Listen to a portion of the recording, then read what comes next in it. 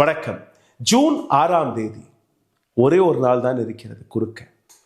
6ஆம் தேதி காலை 8 மணி அளவில் இருந்து டெல்லியில் ஒரு ஹை வோல்டேஜ் டிராமாவை நீங்க பார்க்க போறீர்கள். நேற்று காக்ரோச் ஜனதா பார்ட்டியுடைய முதல் பிரஸ் கான்ஃபரன்ஸில் ஜூன் 6ஆம் தேதி ப்ரொடெஸ்டில் யாரெல்லாம் வரப்போகிறார்கள், என்னெல்லாம் ப்ரோக்ராம், எப்படி எங்க இருந்து நாங்கள் இணைய போகிறோம் என்கிற அனைத்து விஷயத்தையுமே பிரஸ் மீட்டை வைத்து அவர்கள் கூறியுள்ளார்கள். இது காக்ரோச் ஜனதா பார்ட்டியுடைய முதல் பிரஸ். இதை தாண்டி இதே பிரஸ் மீட்டில் ஒரு பத்திரிகையாளர் கேட்ட கேள்வி, அதற்கு காக்ரோச் ஜனதா பார்ட்டியுடைய ஸ்போக் பர்சன் கொடுத்த பதில் தான் இன்னைக்கு சோசியல் மீடியாவில் மிகப்பெரிய அளவில் வைரலாகி கொண்டிருக்கிறது. இதையும் தாண்டி ஒரு சூப்பர் ஸ்டார் தொடர்ந்து இந்த நாட்டு அரசாங்கத்தை, அரசியல்வாதிகளை, இந்த நாட்டு சிஸ்டத்தை தட்டி கேட்கக்கூடிய ஒரு தைரியமான, ஒரு ரெஸ்பான்சிபிளான அந்த சூப்பர் ஸ்டார் அவரும் தன்னுடைய ஸ்டேட்மெண்டில் நானும் இங்கே வரப்போகிறேன் என்று கூறியிருக்கிறார். அனைத்துமே இந்த பதிவில் இங்கே பார்க்க போறீர்கள். நேற்று டெல்லியில் இருக்கக்கூடிய கான்ஸ்டிடியூஷன் கிளப்பில் இந்த பிரஸ் மீட் ஆர்கனைஸ் செய்யப்பட்டது. இந்த பிரஸ் மீட்டில் முதல் முறையாக காக்ரோச் ஜனதா பார்ட்டியை சார்ந்த ஸ்போக் பர்சன் 6ஆம் தேதி என்னெல்லாம் நடக்க போகிறது என்கிற அந்த விவரங்களை கொடுத்தார். 8 மணிக்கு, காலை 8 மணிக்கு அபிஜித் தீப்கே பாஸ்டன்ல இருந்து இந்தியாவிற்கு வரப்போகிறார்.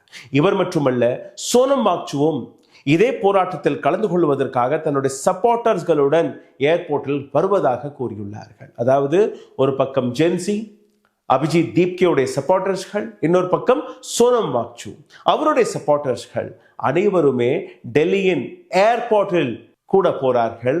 அங்கிருந்து நேரடியாக ஜந்தர் மந்தருக்கு அருகே இருக்கக்கூடிய பார்லிமெண்ட் ஸ்ட்ரீட் போலீஸ் ஸ்டேஷனுக்கு போய் அங்கிருந்து அந்த பெர்மிஷனை வாங்கி, பெர்மிஷன் கிடைத்த உடனேயே ஜந்தர் மந்தர்ல போய் இந்த போராட்டத்தை தொடங்க போவதாக கூறியுள்ளார்கள். ஆனால் இது அவ்வளவு சாதாரணமான விஷயம் கிடையாது. அவர்களுக்கு பர்மிஷன் கிடைக்குமா கிடைக்காதாங்கிறது வேற விஷயம். இவர்களை சோனம் வாங்சு மற்றும் அபிஜித் தீப்கேவை கைது செய்ய போவதாகவும் ஒரு சில தகவல் கசிந்து கொண்டிருக்கிறது. இந்த தருணத்தில் தான் நான் கூறிய அதே சூப்பர் ஸ்டார் அவர் கொடுத்த இந்த ஸ்டேட்மெண்டை படிக்கிறேன், கேளுங்கள். காக்ரோச்களே, அனைவருமே கொஞ்சம் நகர்ந்து டெல்லி பக்கம் வந்து விடுங்கள். யார் இந்த சூப்பர் ஸ்டார்? பிரகாஷ் ராஜ். பிரகாஷ் ராஜ் ஒரு ட்வீட்டை போட்டு நானும் 6ஆம் தேதி டெல்லிக்கு வரப்போகிறேன் என்கிற அந்த விஷயத்தை கூறியுள்ளார். என்ன எழுதினார் கேளுங்கள். Trying to reach there on 6th to show my solidarity to the most relevant cockroach movement. இந்த cockroach movementல் அவர்களுக்கு, இளைஞர்களுக்கு என்னுடைய சாலிடாரிட்டி, என்னுடைய சப்போர்ட் இருப்பதை எடுத்துக்காட்டுவதற்காக நான் டெல்லிக்கு வரப்போகிறேன். Since I am too far away shooting a film prior commitment, எனக்கு ஏற்கனவே கமிட்மெண்ட் இருந்தது. எந்த இடத்துல இந்த போராட்டம் நடக்க போகிறது, இங்க இருந்து பல 100 கிலோமீட்டர், பல 1000 கிலோமீட்டர் தொலைவில் நான் இருக்கிறேன். ஆனால் கூட இந்த மூமெண்டில் கலந்து கொள்வதற்காக, இளைஞர்களுக்கு சப்போர்ட் கொடுப்பதற்காக நான் முயற்சி எடுத்து நிச்சயமாக வருவேன் என்று கூறியுள்ளார். இது மட்டுமல்ல, requesting all cockroaches to crawl there. Cockroach எப்படி நகர்ந்து வருமோ அதே போன்று அனைத்து காக்ரோச்சஸ்கள், அனைத்து இளைஞர்களும் வர வேண்டும் என்கிற விஷயத்தை கூறியுள்ளார். அதாவது சோனம் வாங்சுடைய ஒரு வீடியோவை ரீட்வீட் செய்து பிரகாஷ் ராஜ் அவர்கள் கொடுத்த இந்த ஸ்டேட்மெண்ட். இந்த ஸ்டேட்மெண்ட் வந்த உடனேயே காக்ரோச் ஜனதா பார்ட்டி அவரை வருக வருக என்று வரவேற்றிருக்கிறது. இதற்கு முன்பு நீங்க பார்த்தீர்களா, இதே பிரகாஷ் ராஜ் அவர்கள் நரேந்திர மோடியை ட்ரோல் செய்யும்படி ஒரு வீடியோவும் வெளிவிட்டிருந்தார். அந்த வீடியோவை நான் உங்களுக்கு எடுத்து காட்டுகிறேன். அதாவது காக்ரோச்சஸ்கள் எப்படி மாம்பழத்தை சாப்பிடுவார்கள் என்கிற அந்த ட்ரோல் வீடியோவை போட்டிருந்தார். நீங்களே கேளுங்க. मोदी जी आम को ना थोड़ा ऐसे कट करके इमाम पसंद है, इसमें आइसक्रीम डाल के कॉकरोचेस ऐसे खाते हैं.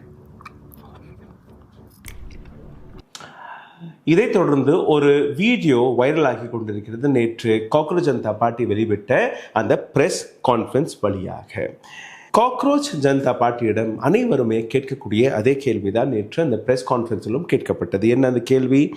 காக்ரோச் ஜனதா பார்ட்டி அவர்களுக்கு பணம் எங்கிருந்து வருகிறது, எப்படி அவர்கள் செலவு செய்து கொண்டிருக்கிறார்கள், எந்த வெளிநாட்டு ஊடகம், வெளிநாட்டு பவர் அல்ல எந்த அரசியல்வாதி அவருக்கு சப்போர்ட் செய்து கொண்டிருக்கிறார் என்று.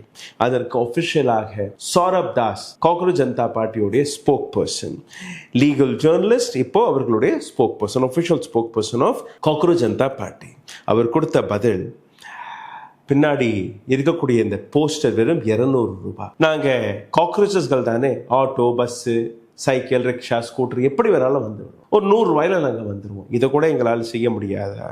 அப்போ எதற்காக ஒரு போராட்டத்திற்கு பணம் தேவைப்படுகிறது? எதுவுமே எங்களுக்கு தேவையில்லை. எங்களுடைய மூவ்மெண்ட், எங்களுடைய போராட்டம் ஒவ்வொரு ஜென்சி வழியாக உருவாக்கப்படக்கூடிய இந்த போராட்டம் என்கிற அந்த பதிலை கொடுத்திருக்கிறது. அதாவது ஆஸ் பர் சௌரப் தாஸ், அந்த போஸ்டர் வெறும் 200 ரூபாய். ஆட்டோவுக்கு ஒரு 50 ரூபா 100 ரூபா கொடுத்தா வந்துடலாம், பஸ்ஸை பிடிச்சா வந்துடலாம், நடந்து வந்துடலாம். This is what youngsters, this is what Gen Zs are. இதை மிக தெளிவாக சௌரப் தாஸ் வெளிவிட்டிருக்கிறார். இன்னொரு பக்கம் நீங்க பார்த்தீர்கள்ல, எந்த இடத்திலிருந்து இந்த பிரஸ் மீட் கொடுக்கப்பட்டதோ அந்த இடம் கான்ஸ்டிடியூஷனல் கிளப் ஆஃப் இந்தியா, அதாவது எம்பிக்களுக்காகவே மிக முக்கியமாக உருவாக்கப்பட்ட அந்த கிளப்.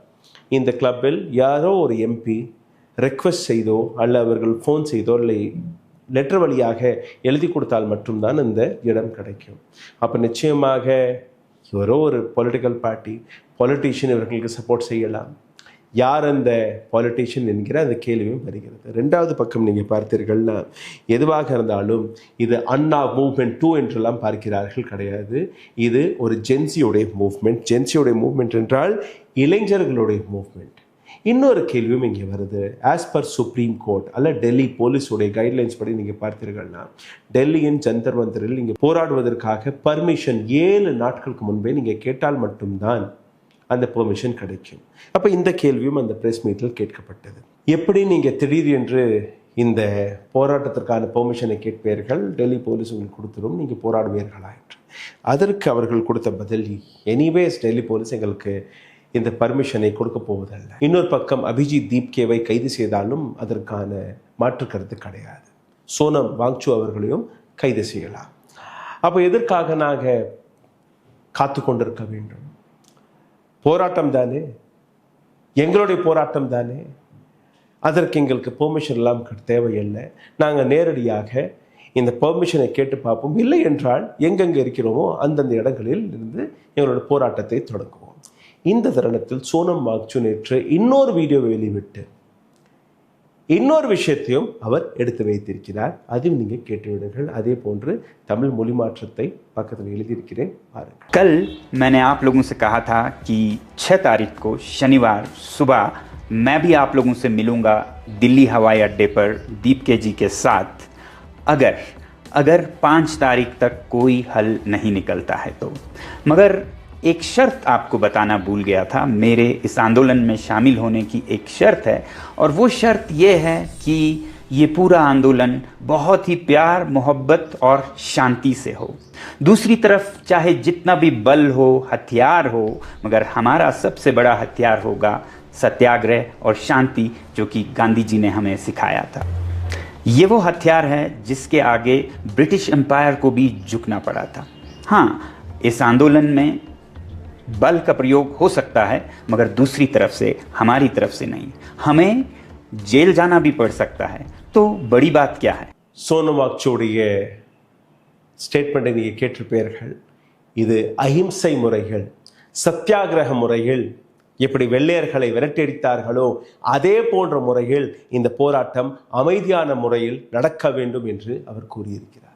அப்போ இந்த அமைதி போராட்டத்தில் ஒட்டுமொத்த இந்தியாவிலிருந்து இளைஞர்கள் கூட போகிறார்களா? அரசாங்கம் இவர்களுக்கு பெர்மிஷனை கொடுக்குமா, அல்ல அங்க கைது நடக்குமா? அனைத்துமே பொருந்துறது பார்க்கலாம். நன்றி, வணக்கம். ஊடகம் கார்ப்பரேட் அரசியல்வாதிகளின் கைப்பாவையாக அடிமைகளாக இருந்தது போதும், இனி சாட்டை எடுத்து சுழற்றும் நேரம் வந்துவிட்டது. ஊடகம் பொதுமக்களாகிய உங்களுக்காக, உங்களாலேயே இயக்கப்பட வேண்டும். ஊடக சுதந்திரத்திற்காக உங்களின் பங்களிப்பை இன்றே அளித்திடுங்கள்.